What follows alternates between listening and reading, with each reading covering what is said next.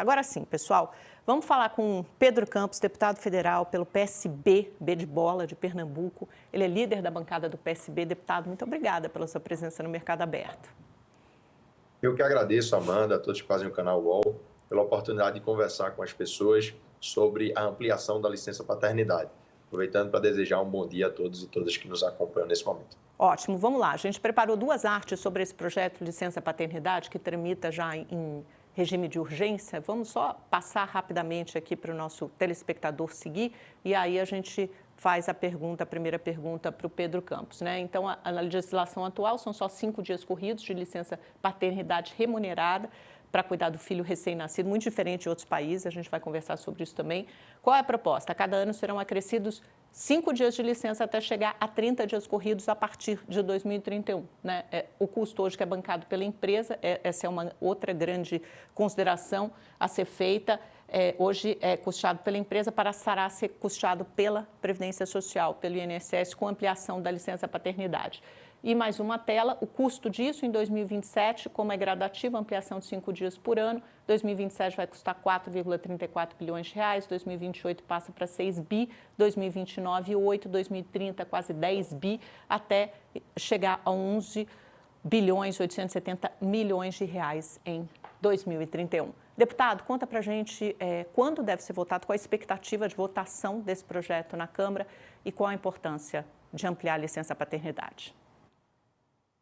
É muito importante a ampliação da licença paternidade por vários motivos. Um deles é o desenvolvimento intelectual, cognitivo, sensorial da criança nos primeiros dias, a necessidade dessa presença e desse cuidado nos primeiros dias e também o fortalecimento dos vínculos entre o pai e a criança. Tudo isso tem amplos estudos científicos apontando para que a presença do pai nesses primeiros dias fortalece o vínculo e ajuda o desenvolvimento infantil daquele recém-nascido. Além disso, também é um avanço que é importante para que nós possamos ampliar a participação de mulheres no mundo de trabalho com mais igualdade, porque essa diferença que existe de 120 dias pela licença maternidade e 5 dias pela licença paternidade faz com que, no final das contas, quando um jovem vai fazer uma entrevista de emprego, apenas é perguntado para a mulher se ela está pensando em ter filho, se ela está com um namorado, se ela vai casar. Para os homens não se perguntam isso é uma desigualdade que é gerada também.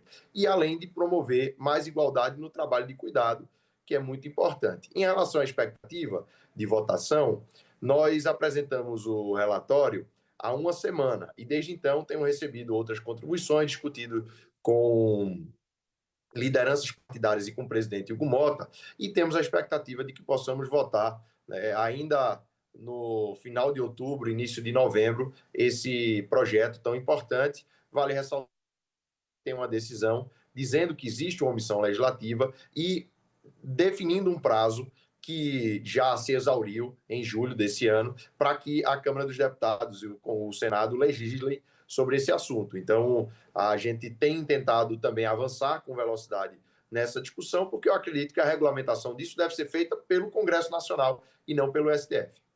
Deputado, onde é que o senhor tem identificado os maiores pontos de resistência, de divergência a esse projeto? É na oposição, é na bancada conservadora, é uma resistência em relação ao custo, e a gente já vai se aprofundar nesse ponto. E quais são experiências exitosas de outros países nos quais você se inspirou, o senhor se inspirou para produzir esse relatório?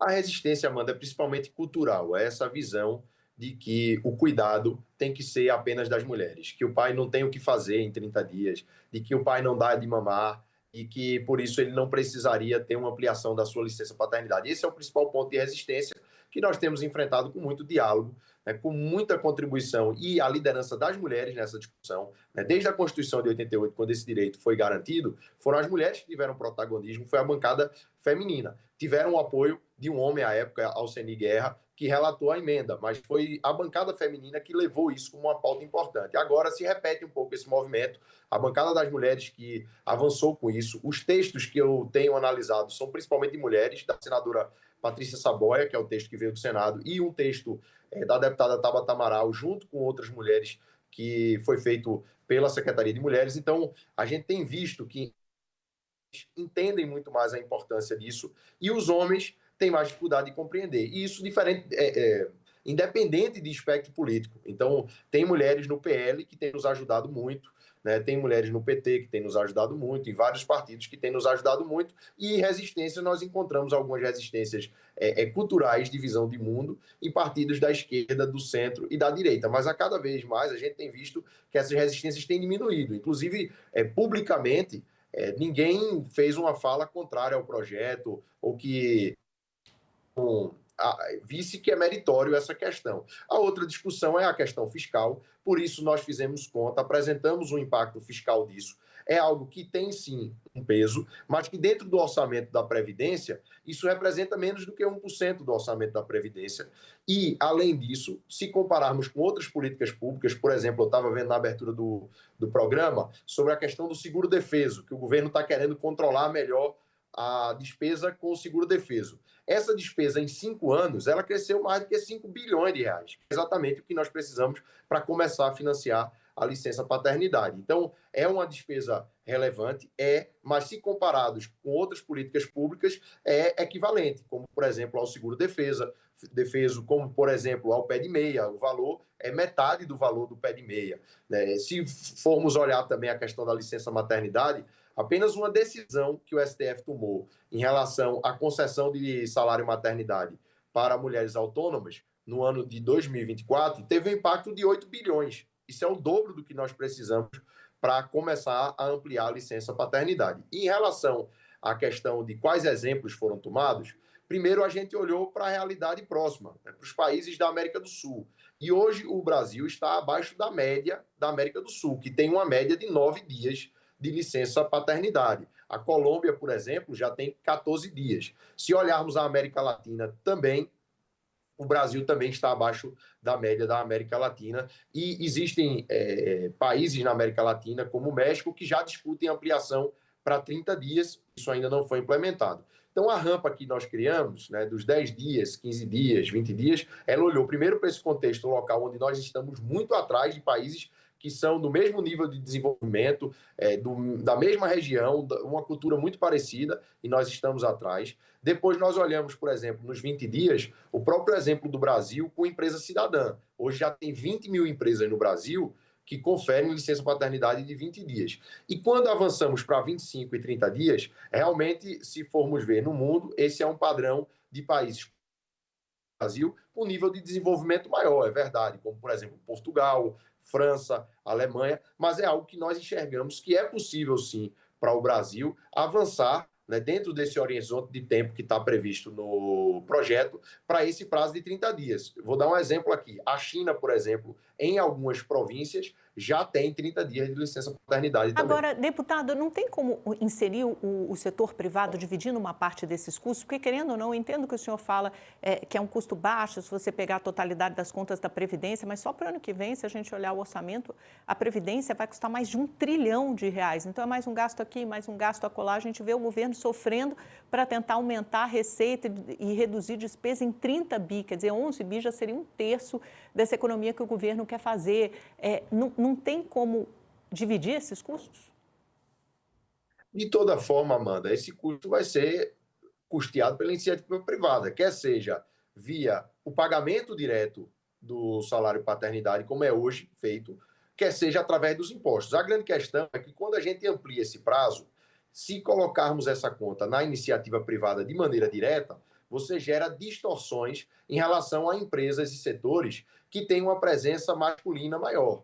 Então, exatamente por isso que, por exemplo, no salário maternidade, essa mesma lógica é utilizada, é pago pelo INSS, porque, por exemplo, uma empresa de telemarketing, que pode ter uma presença maior de mulheres, ela não digamos assim, penalizada por isso, porque o custo vem da Previdência e é diluído entre todas as empresas, aquelas que têm uma presença maior de mulheres, uma presença maior de homens, ou aquelas que têm uma divisão mais igualitária entre a presença de homens e de mulheres. Então, é exatamente por isso que a ideia é transferir essa conta para o INSS, sabendo que a conta do INSS ela também é paga pelo pagador de impostos, de maneira finalística. Então, por isso que nós entendemos que é melhor se espelhar nesse modelo do salário maternidade, né, do modelo onde o INSS assume esse custo exatamente para poder ter uma equiparação melhor em relação a empresas que têm uma presença maior de homens ou de mulheres. Deputado, deixa eu aproveitar a sua presença aqui. O senhor é líder da bancada do PSB, mudar um pouquinho de assunto, retomar aquele tema com o qual a gente introduziu, começou essa edição do Mercado Aberto, que é a tentativa do Ministério da Fazenda encaminhar de novo, agora por meio de projetos de lei, mas um conteúdo basicamente idêntico àquela MP que foi rejeitada. Na verdade, não sequer chegou a ser votada, ela foi derrubada antes de ter o seu mérito apreciado da MP dos impostos, das taxações. O que o senhor acha que parte dessa MP? Redução de despesas, taxação de bets, de fintechs, de juros sobre capital próprio. O que o senhor acha que pode ter uma maioria para avançar no Congresso e qual parte enfrentará a maior dificuldade? Não do que o senhor é a favor, mas como o senhor vê a recepção dessa matéria no Congresso, na Câmara? Eu acredito, Amanda, que a divisão dessa matéria, como tem sido especulado pelo governo, né, e pela imprensa, é muito positiva, exatamente porque a gente vai entender bem, né, quem está defendendo o que nessa discussão. A MP foi derrubada por uma retirada de pauta, onde muitos dos parlamentares usaram, digamos assim, justificativas distintas para poder votar a favor dessa retirada de pauta. Alguns dizendo que não era a favor de aumento de imposto, outros dizendo que defendiam, né, outras medidas e tudo mais, mas ali tinha, por exemplo, o corte de gastos também dentro daquela medida. Então, essa estratégia do governo de separar os assuntos, eu acho que é positivo, porque realmente vai apontar quem tem compromisso com a questão do corte de gastos e da eficiência do poder público. Então, tem que votar a favor desse texto que faz ajustes, por exemplo, no seguro-defeso, faz ajustes na questão do Ateste-Med, faz ajustes no orçamento da educação. Depois, a discussão das bets. E eu acho que essa é uma que tem ampla aprovação popular. A população, de maneira geral, e se olharmos o parâmetro mundial, entende que as bets têm gerado um prejuízo à sociedade que não é devidamente compensado com a arrecadação de impostos por elas. Então, a população, de maneira geral, entende que é preciso avançar com a questão das bets. Existem resistências específicas dentro do Congresso, mas eu acredito que, sendo botado para votar a taxação das bets, ela passa. Né? A ampliação da taxação das bets, eu tenho plena convicção que, se esse tema for votado separadamente de outros temas, é muito difícil os deputados justificarem para as suas bases que não querem a ampliação da taxa. E o terceiro ponto, que é a questão do JCP e das fintechs, eu acredito também que tem a possibilidade de avançar. Esse tem um apelo popular menor, mas talvez tenha menos resistência específica dentro do Congresso Nacional, né, e por isso se equivale nessa possibilidade de passar nessas medidas. Mas acredito que nós vamos ver isso nas cenas dos próximos capítulos, quando esses projetos chegarem, e a atitude que a Câmara vai ter em relação a cada um dos projetos vai ser muito elucidativa em relação ao perfil e atuação de cada parlamentar. Quem é quem, né? Definir quem é quem. Deputado, o senhor que frequenta a reunião de líderes semanal ali na RO, né, na casa do Hugo Mota, como é que o senhor tem visto a recepção, a repercussão entre os parlamentares desse expurgo que o governo promoveu acerca dos dissidentes, daqueles que fazem parte da base aliada, ou então têm ministérios na esplanada, mas votaram contra a medida provisória 1303, ajudaram a derrubar. O senhor acha que o governo faz bem em fazer essa separação e começar a definir, já construir uma base aliada com vistas a 2026? A política já tomou conta completamente das votações? O senhor acha que o governo vai ter uma vida mais difícil daqui para frente? Eu acredito que o governo faz muito bem. Isso não tem nada a ver com 2026, na minha visão. É o seguinte: quem acredita no governo, quem acredita no caminho que o governo está apontando, é quem tem que fazer parte do governo. Não faz sentido ter gente fazendo parte do governo, ocupando posições estratégicas no governo, partidos ocupando posições estratégicas do governo, quando não acreditam e não seguem as orientações do governo. Eu acho que é isso que tem que ser colocado, né? Porque não é exatamente uma votação. É você ver uma medida que foi amplamente discutida dentro do governo para poder gerar o equilíbrio fiscal necessário para que o governo possa trabalhar e fazer suas políticas públicas no ano de 2026. E partidos que fazem parte do governo votaram contra essa medida, né? Eu acho que isso é uma racionalização de como deve ser a composição do governo. Deve participar do governo quem acredita no governo. Em relação à questão que está colocada, né, e como está sendo recebida essa mudança, acredito que está sendo recebida com certa naturalidade. entre os parlamentares, porque todo mundo que está na Câmara dos Deputados entende como funciona a política e entende que é uma disfunção você ter pessoas que fazem parte de um governo que jogam contra o próprio governo e, por isso, estão compreendendo isso. E imagino que parte deles, inclusive, estão procurando o governo para tentar recompor algum tipo de relação e voltar a estar junto do governo de alguma forma. Isso é um processo que vai ser liderado pela articulação política do governo, mas é bastante natural, isso não deveria ter a ver apenas com ano eleitoral ou com véspera de eleição, né? Na montagem de governo no Brasil, deve ser chamado quem acredita no caminho que o governo está apontando e não ter um governo formado por pessoas que não acreditam no governo e que não trabalham junto com o governo.